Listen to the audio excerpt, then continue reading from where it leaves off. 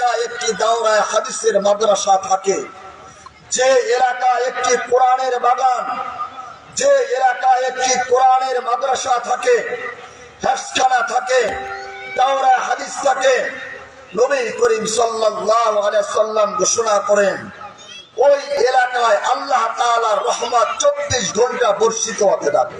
আজকে দেখা যাচ্ছে জান্নাতিয়া মহিলা মাদ্রাসা, দাওরায়ে হাদিস, জামিয়া হিসাবে আল্লাহ তাআলা কবুল করে নিয়েছে। সকলে শুকরিয়া তান বলে আলহামদুলিল্লাহ, আরো জোরে বলে আলহামদুলিল্লাহ। ও রাখালিয়া চালাবাসী, আপনারা কেউ যদি মাহফিলে না আসেন, আমার আল্লাহ নারাজ হবেন না, নারাজ হবেন না। পুরা রাখালিয়াবাসী যদি আল্লাহ তাআলার কুদরতি পায়ে সিজদা না দেন, আমার আল্লাহ নারাজ হবে না, নারাজ হবে না, নারাজ হবে না। আমি আর আপনার সিজদা দেব না, আল্লাহকে আল্লাহ বলে ডাক দেব না। আমাদের ক্ষতি হবে, আমাদের লস হবে, আমাদের পরিবারে শান্তি আসবে না।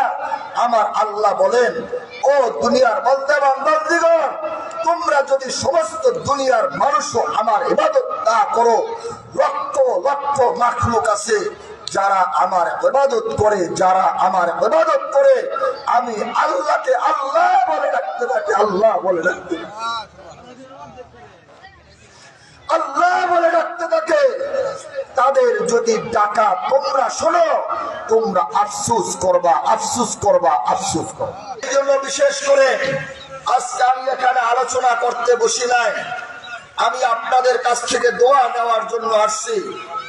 আপনারা বিশেষ করে আব্দুল্লাহ হুজুরের কলিজার টুকরা সন্তান এবং তার দুটি মেয়ের জামাই, আপনাদের কাছে আমি হাত জোর করে বলি, আপনারা রাতের আধারে 5 ওয়াক্ত নামাজের পরে আপনারা হুজুরের জন্য দোয়া করবেন, তার সন্তান, তার মেয়ের জামাইদের জন্য দোয়া করবেন।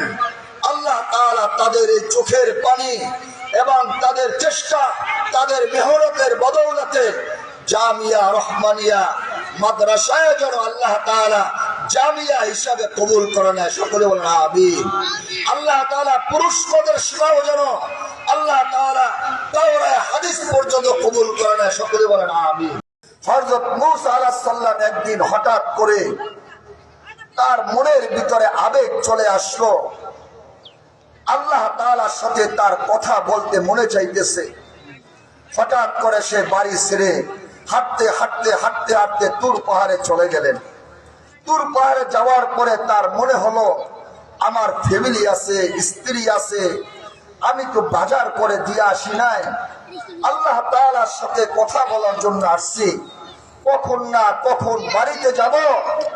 যখন হযরত মূসা আলাইহিস সালাম এই চিন্তা করতেছিলেন, আমার আল্লাহ হযরত মূসা আলাইহিস সালামকে বলতেছিলেন, ও মূসা, তোমার হাতে যে লাঠি, ওই লাঠি দিয়া তোমার সামনে একটি পাথর দেখা যায়, ওই পাথরটাকে আঘাত করো, আঘাত করো, আঘাত করো। হযরত মূসা আলাইহিস সালাম আল্লাহ তাআলার এই কথা শোনার পরে ওই পাথরটায় আঘাত করলেন।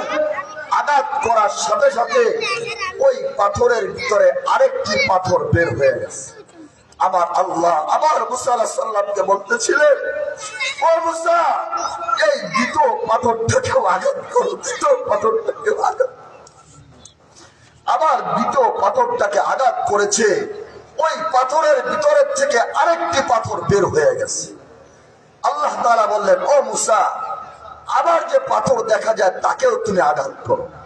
ওই পাথরটাকেও আঘাত করার পরে আরেকটি পাথর, সাদা পাথর বের হয়েছে। আল্লাহ তাআলা বলতেছিলেন, ও মূসা, এই সাদা পাথরটাকেও আঘাত করো। সাদা পাথরটাকে আঘাত করেছে। আঘাত করার পরে তার ভিতরে আরেকটি ছোট পাথর দেখা যায়, ছোট পাথর দেখা যায়। আমার আল্লাহ বলেন, ও মূসা, ওই ছোট পাথরটাকে আঘাত করো। ওই ছোট পাথরটাকে আঘাত করতে না করতে পাথরটা যখন ফেটে গেলেন, অসংখ্য পিপিলিকা ওই পাথরের ভিতরের থেকে বের হয়ে আসছে। চিৎকার দিয়ে বলেন না সুবহানাল্লাহ। সাথে সাথে মূসা আলাইহিস সালাম আল্লাহ তাআলার পবিত্রতা শুকরিয়া আদায় করলেন, সুবহানাল্লাহ। আল্লাহ তাআলা বললেন, ও মূসা, ও মুসা, তুমি তোমার ফ্যামিলিকে নিয়ে চিন্তা করো, তুমি তোমার স্ত্রীকে নিয়ে চিন্তা করো। তুমি দেখো আমি আল্লাহ কত পাথরের মাঝখানে আমি ওই ছোট ছোট পিপিলিকেদেরকেও আমি রিজিকের ব্যবস্থা করে দিয়েছি।